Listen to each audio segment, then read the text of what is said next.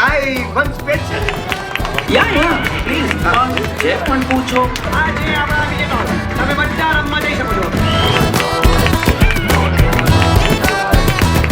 Movie જોયા પછી મને પર્સનલી એવું ફીલ થયું કે ભાઈ હરેક ગુજરાતી આ મૂવી જોવું જોઈએ. આપણે કહીએ ને કે ભાઈ ગુજરાતીઓમાં દમ હોય છે ભાઈ, શરૂઆત કરે એટલે પછી ન્યા પાછળ હટતા જ નથી.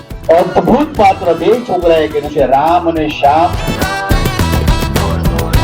મને આ મૂવી બહુ સરસ લાગી અને મજા પણ આવી. ગુજરાતના જેટલા શિક્ષકો છે, જેટલા પ્રિન્સિપલો છે, તમામને કહીશ કે તમારા બધા બાળકોને લાવો અહીંયા.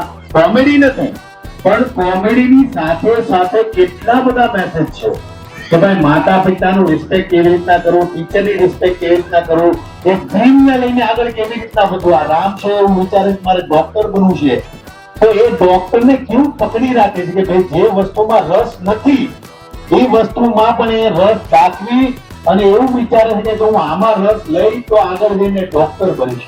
એટલે બહુ સરસ વાર્તા છે. આ બધાને જો 95% આવવા જ જોઈએ, 98% આવવા જ જોઈએ.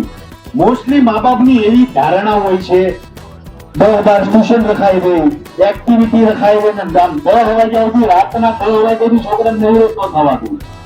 એટલે બધી માતાને કહું છું કે તમારા બાળકને શું કરવું છે, બેનું હોય દીકરી હોય કે છોકરા હોય, ને પૂછો ભાઈ તારે શું કરવું છે ને એ તું કર.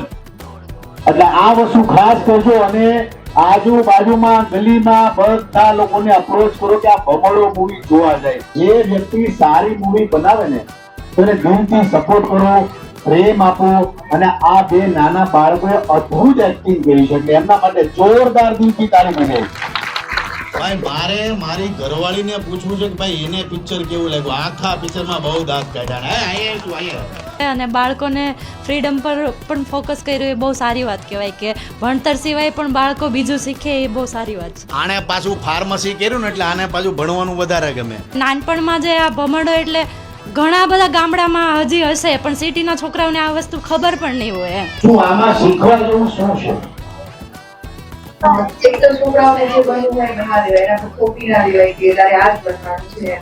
અને જે ગામડાના સંસ્કાર હતા તો મને પણ મારું ગામડું થોડીક વાર યાદ આવી ગયું હતું.